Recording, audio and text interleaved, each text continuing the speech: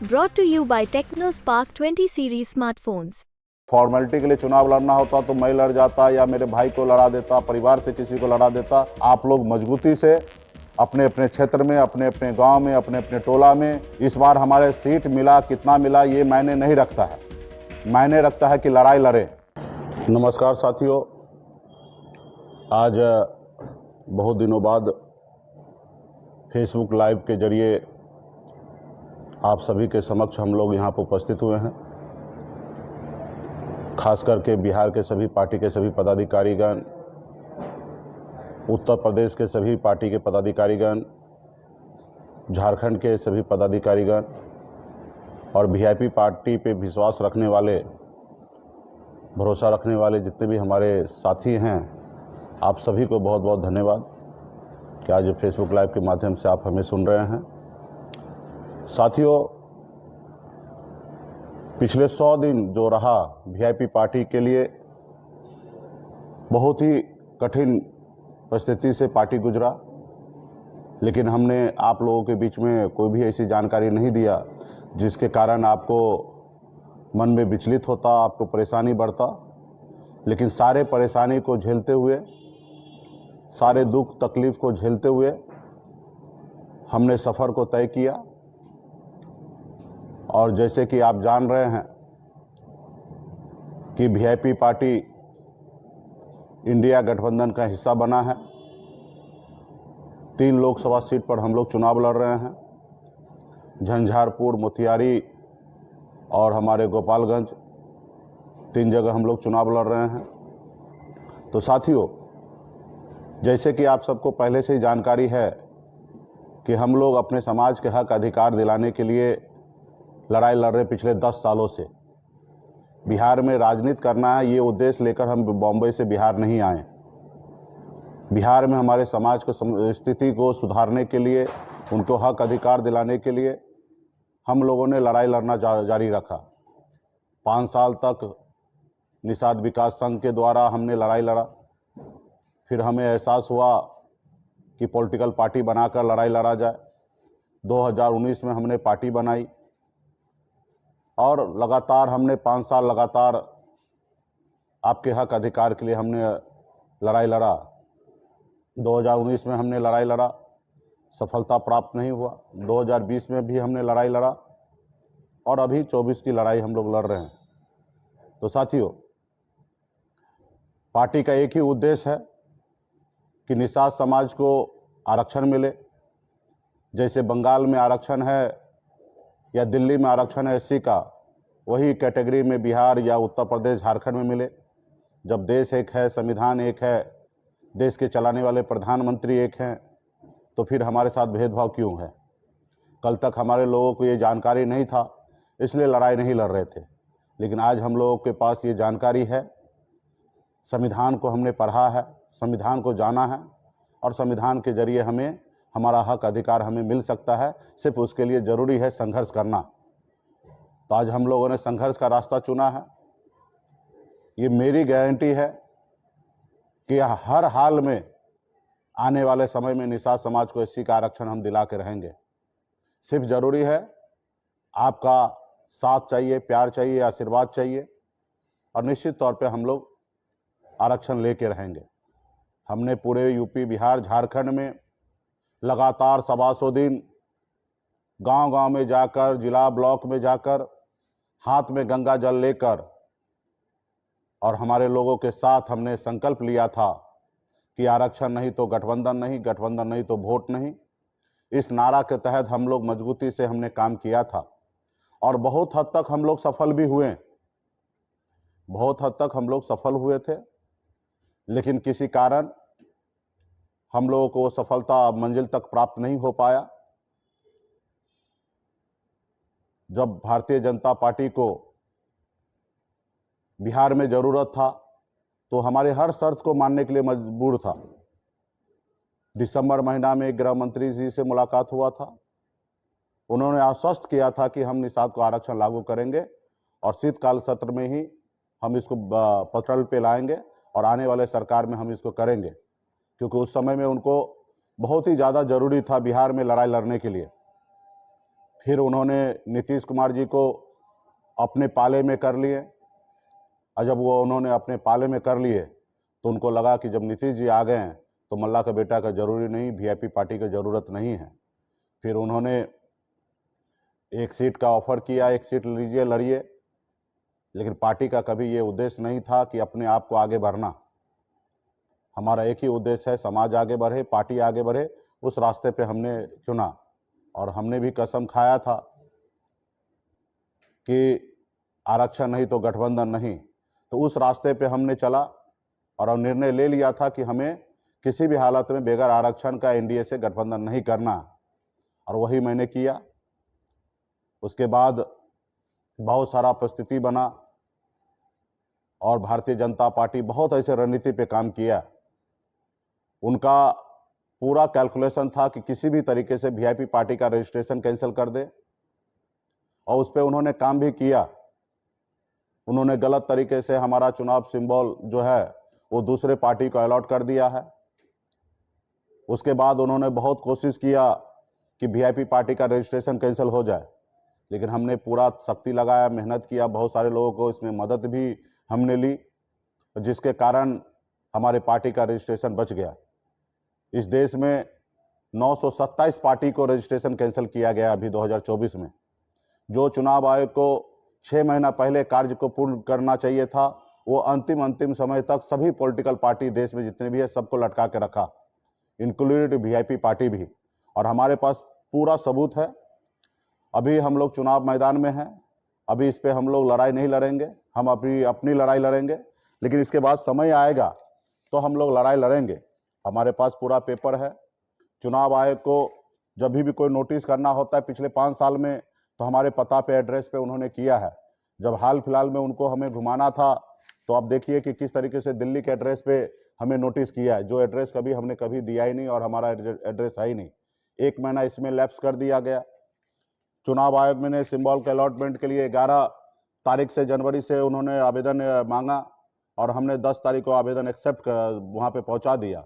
और लेकिन उन्होंने कहा कि हमने 6 महीना पहले ही आपको जमा करना था, गलत तरीके से आपने सिंबल दूसरे को उन्होंने दे दिया।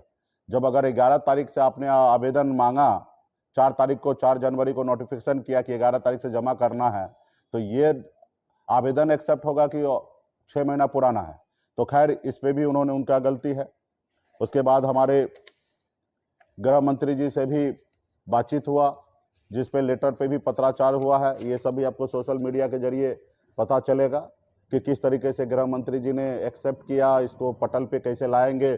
शीतकालीन सत्र में इसका भी लेटर उन्होंने हमें प्राप्त कराया और वो पूरा क्लियर था कि वो आरक्षण पे निर्णय लेंगे। लेकिन नीतीश जी के आने के बाद उनको लगा कि निषाद का बेटा को ज़रूरत नहीं है। तो खैर साथियों, उनको एक समय तो था कि वो देने के लिए मन बना लिए थे, लेकिन उनको लगा कि अभी नीतीश जी के आने से काम उनका बन रहा है तो हमें नज़रअंदाज किए हैं।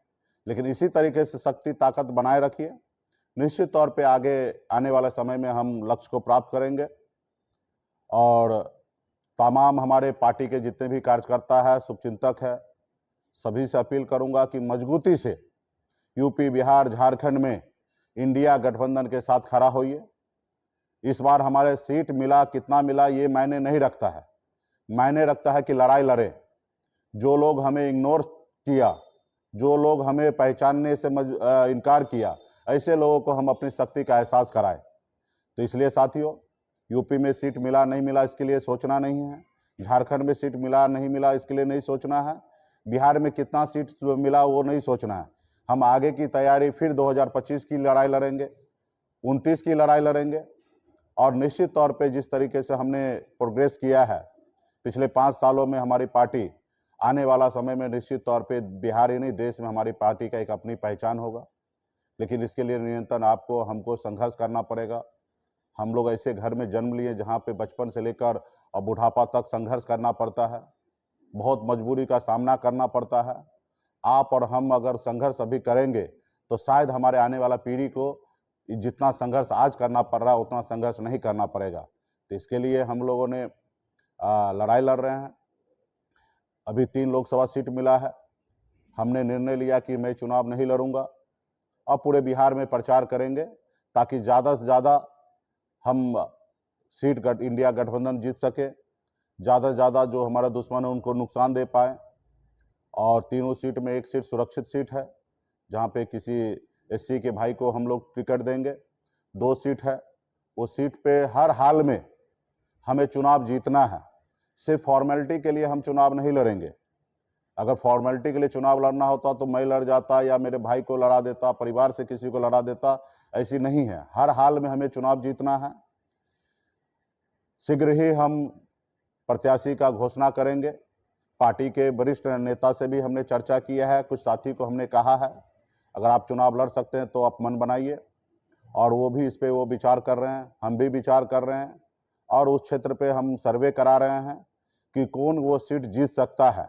जो सीट जीतेंगे उनको ही हम लोग प्रत्याशी बनाएंगे, उस पर हम लोग काम कर रहे हैं। फॉर्मेलिटी इसमें यहाँ नहीं निभाना है, और आने वाला समय में मजबूती से हम लोग काम करेंगे। तो इसलिए साथियों, तमाम जितने भी पार्टी के पदाधिकारी हैं वो लोग एक एक जगह पे 15 दिन का समय होगा, 7 चरण में चुनाव है, हर एरिया में 15-20 दिन का प्रचार का समय होगा। अपनी पूरी शक्ति झोंक दीजिए। जितना पिछले 10 साल से आपने मेहनत किया है वो 10 साल का मेहनत को आप 14 दिन में, 15 दिन में जब प्रचार समय आएगा आपके क्षेत्र में, उसमें लगा दीजिए। आप अपने जेब से अगर खर्च करना पड़ेगा, गाड़ी घोड़ा करना पड़ेगा, पानी पीना पड़ेगा, वो कीजिए, अपने गाड़ी में तेल डालिए, लेकिन प्रत्याशी के लिए, जो भी हमारे इंडिया गठबंधन का प्रत्याशी है, उसके लिए मेहनत कीजिए, काम कीजिए। आप सक्षम नहीं है, हमारे पार्टी तक हमें बताइए, हम आपको व्यवस्था करके देंगे, एज ए कैंडिडेट भी करके देंगे। ये समय जो है वो कैंडिडेट को वोट लेने का नहीं है, ये समय जो है कि वीआईपी पार्टी का एक एक कार्यकर्ता का है कि वोट देने का है। अपना अगर वोट है, अपना मत है, वो आप इंडिया गठबंधन को दीजिए, विचारधारा के साथ रहिए, क्योंकि आप समझ सकते हैं लोकसभा क्षेत्र जो है वो बहुत बड़ा होता है। ये असंभव है कि एक कैंडिडेट जो हो वो हर एक पार्टी के हर नेता को, हर एक व्यक्ति को फोन पे बात करे, उनका एक अपना काम करने का तरीका होता है। तो इसलिए कोई ये ना सोचे कि हमें फोन नहीं आया तो हम काम नहीं करेंगे। नहीं, ये चुनाव आपका है, और जब आप लड़ेंगे, अभी अपनी शक्ति का एहसास करा देंगे बिहार में, तो 2025 का चुनाव यूँ कह दीजिए कि विधानसभा चुनाव कभी भी हो सकता है बिहार में।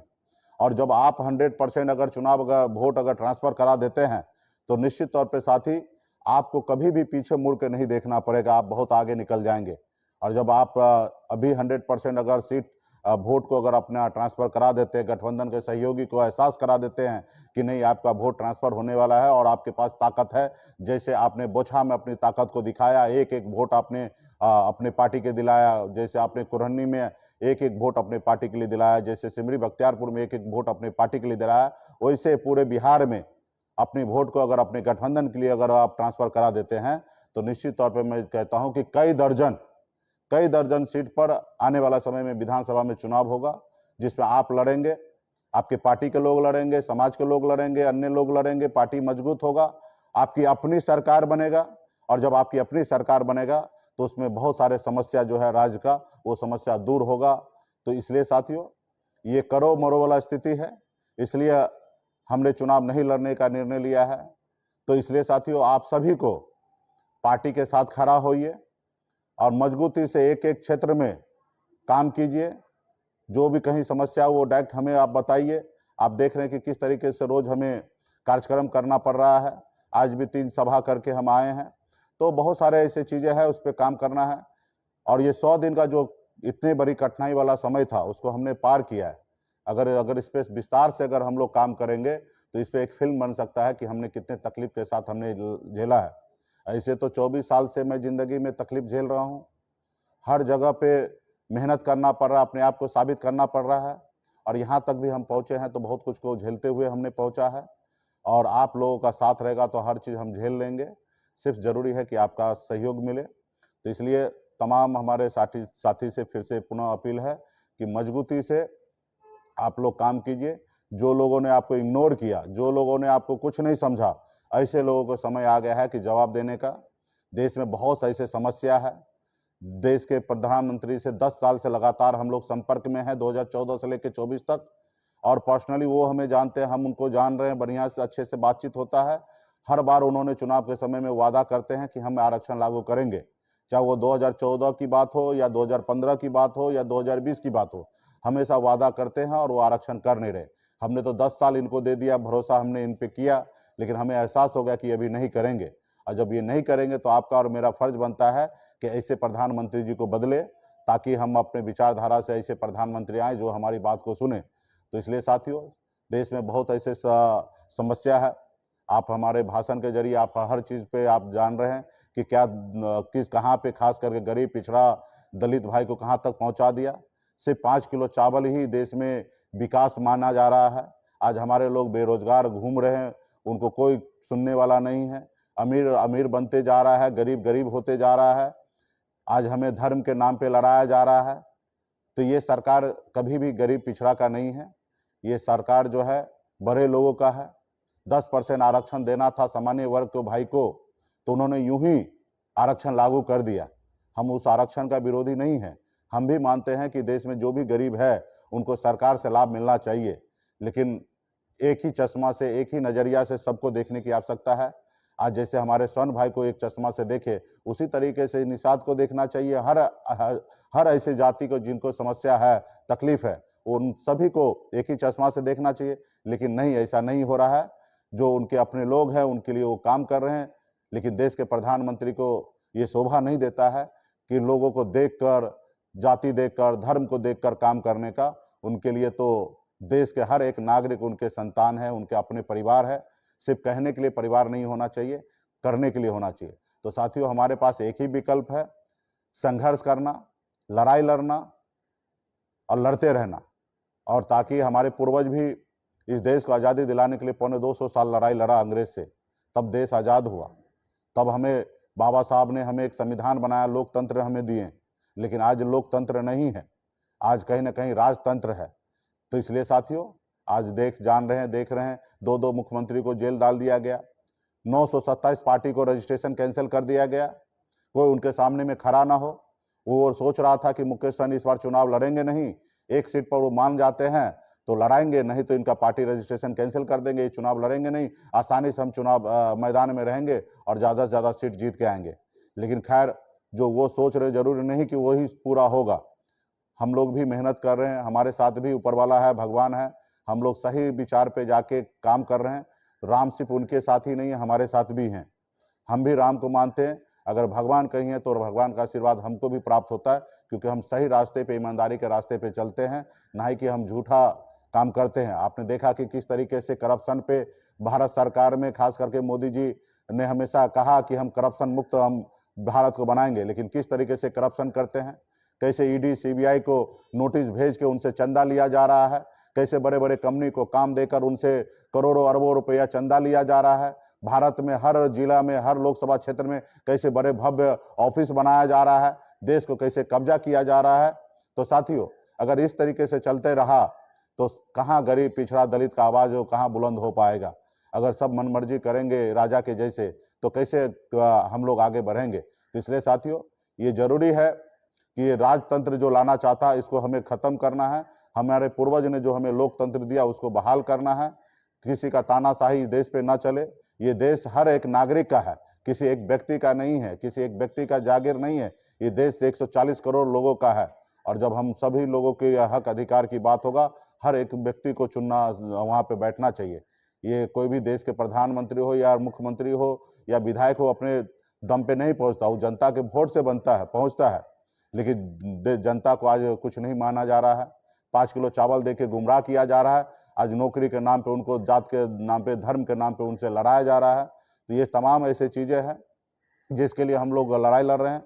हम बहुत खुशनसीब हैं कि जैसे हमारे पूर्वज ने आज़ादी की लड़ाई लड़ा, संघर्ष किया, आज भी मैं मानता हूं कि मैं भी एक आज़ादी की ही लड़ाई लड़ रहा हूं। इस देश में जो जिस तरीके से कह सकते हैं कि एक इमरजेंसी का दौर चल रहा है, किसी को आवाज़ को दबाया जा रहा है। तो इसलिए साथियों, हम लोग खुशनसीब हैं कि ऐसे समय में हम ऐसी बड़ी शक्ति के साथ लड़ाई लड़ रहे हैं, ऐसी शक्ति जिनके पास इतना पावर है कि मुख्यमंत्री को जेल डाल दिया जा रहा है। तो ऐसे शक्ति के साथ लड़ रहे हैं। परेशानी बहुत कुछ है, उठा रहे हैं, उठाएंगे, लेकिन आपके हक अधिकार के लिए लड़ाई लड़ते रहेंगे। पार्टी जो है वो हर जाति धर्म के लिए है, हर लोगों को न्याय दिलाने के लिए है। लेकिन इस पार्टी का जन्म ही एक निषाद समाज का आंदोलन से हुआ है। तो इसलिए निषाद समाज का भी जो समस्या है वो पार्टी के लिए सर्वोपरि है। उसके बाद पार्टी जब भी सत्ता पावर में आएंगे तो एक ही चश्मा से, एक ही नज़रिया से हमारे बिहार के 13 करोड़ जनता जो है उनको एक ही नज़रिया से हम लोग देखेंगे। जाति धर्म से ऊपर उठकर हम लोग काम करेंगे। तो इसलिए साथियों, आप लोग मजबूती से अपने अपने क्षेत्र में, अपने अपने गांव में, अपने अपने टोला में कमेटी बनाइए और मजबूती से करिए।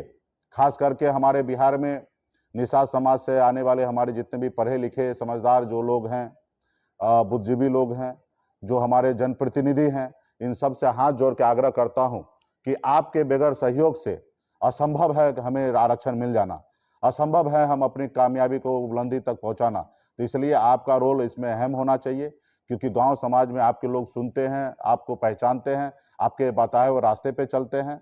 तो इसलिए कृपया करके जो आप सरकारी नौकरी में हैं या प्राइवेट नौकरी में हैं या बिहार में हैं या बिहार से बाहर हैं, आप अपने अपने गांव में अपने अपने लोगों को फ़ोन कीजिए, बताइए कि जो वीआईपी पार्टी का मिशन चल रहा है निषाद क्रांति, उस क्रांति से जुड़िए। इस क्रांति से जुड़िएगा तो समाज का लाभ होगा। आज जो हमने निषाद क्रांति मशाल को जो हमने जलाया है, आज देखिए बिहार में जितने भी बिहार में पॉलिटिकल तरीके से अगर मजबूत है नेता बने हुए हैं तो आज निषाद क्रांति का देन है। आज कोई भी अपने दम पर बिहार में नहीं है। तो इसलिए साथियों, ये मशाल अगर आप जलाएंगे तो अपने घर में प्रकाश होगा या नहीं होगा उसकी बात की बात है, लेकिन अगल बगल में रोशनी होगा।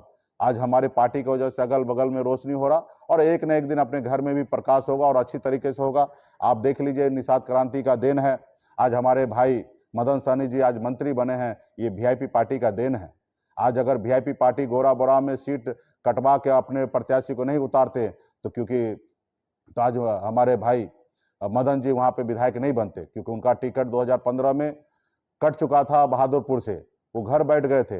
लेकिन हमने गोरा बोराम का सीट कटवाया था विनोद बम्पर जी को लड़ाने के लिए, और वहाँ पे हमारे और नीतीश जी से बात नहीं बना, तो उसके बदले में उनको वहाँ पे चुनाव लड़ाया गया, जिसका कारण है कि आज वो मंत्री बने हुए हैं। आज हरीश सहनी को आप देख लीजिए, 2020 में किस तरीके से हमारे पार्टी का सदस्यता लिया, वीआईपी का नेता बना, और चुनाव मैदान में हमने उनको टिकट दिया था, लेकिन उन्होंने खास करके पार्टी के साथ नहीं रहकर भाजपा के साथ चले गए, और जिसका कारण है कि हमारे एमएलसी जो हमें देना था वो नहीं देकर निषाद को बेटा को उन्होंने एक एमएलसी बनाया, और हमें रोकने के लिए उनको नेता प्रतिपक्ष बनाया विधान परिषद में। उसके बाद अभी उनको मंत्री बनाया गया। ये वीआईपी पार्टी का देन है। कई ऐसे विधायक है जो वीआईपी पार्टी का देन है। विजय गौरी जी हैं जो कटिहार से बराड़ी से आते हैं, वीआईपी पार्टी ने 2015 में उनको टिकट दिलाया, मेयर में हमने उनको मदद किया, आज जिसके लिए आज वो विधायक है। या आप चले जाइए कैमूर में हमारे बिंद जी विधायक हैं, तो महागठबंधन से हम लोग 2020 में निकले थे, उसका लेके उनको टिकट दिया गया, आज वो विधायक बने हैं। तो साथियों, जब आप मजबूत होंगे, आप संघर्ष करके आगे बढ़ने लगेंगे, तो आपको रोकने के लिए बहुत ऐसे शक्ति का प्रयोग करेंगे जिसके कारण आपको नुकसान देने का कोशिश करेंगे, लेकिन आपका नुकसान तो नहीं होगा, लेकिन इसके जरिए आपके लोगों का फायदा जरूर होगा। तो आज जो हम काम कर रहे हैं उसमें समाज के अन्य लोगों को फायदा हो रहा है। आप देख लीजिए, मुजफ्फरपुर में राजभूषण चौधरी जी को 2019 में हमने लोकसभा चुनाव लड़ाया था, उनको सफलता प्राप्त नहीं, चुनाव नहीं लड़े, लेकिन मुकेश सहनी को कमजोर करने के लिए 2022 में उनको अपने वीआईपी से निकालकर बीजेपी में उनको शामिल करा लिया गया था। एक रणनीति के तहत कुछ लोग हमें गड्ढा खोदा था हमें गिराने के लिए, आज वो लोग खुद उस गड्ढे में गिर गए, और आज राजभूषण चौधरी जी को आज लोकसभा चुनाव मुजफ्फरपुर से लड़ाया जा रहा है। तो ये सब चीजें, समाज जब आगे होगा तो निश्चित तौर पे अगला जो दुश्मन है वो आपके बारे में सोचेगा। आज जैसे बिहार में तेजस्वी प्रसाद यादव जी आगे बढ़ रहे हैं, उत्तर प्रदेश में अखिलेश जी आगे बढ़ रहे हैं, तो आज उसी समाज से यादव जी को मध्य प्रदेश में वहाँ पे मुख्यमंत्री बना दिया गया है। तो आपको लोग कहते हैं ना कि फूट डालो राज करो, तो ये तरीका वो अपनाएंगे कि आपको आप में फूट डालेंगे और ताकि वो राज करेंगे, आपके लोगों को ही आपके पीछे लगाएंगे। लेकिन हमें इससे विचलित नहीं होना, इससे हमारा समाज आगे बढ़ रहा है, व्यक्ति विशेष ही आगे बढ़ रहा है, लेकिन हमारा झंडा जो है हमेशा ऊंचा रहना चाहिए। जब तक झंडा ऊंचा रहेगा तब तक आपके लोग पॉलिटिक्स में हो या सामाजिक में हो, आपको लोग पहचान पूछेंगे और आपको इज्जत देंगे। तो इसलिए साथियों, हर एक वीआईपी का कार्यकर्ता, हमारे शुभचिंतक, हमारे सपोर्टर, हमारे लोगों का कर्तव्य बनता है कि वीआईपी का झंडा बुलंद रहे। और जो संकल्प यात्रा है आने वाले समय में फिर से जारी रहेगा, पार्ट 2।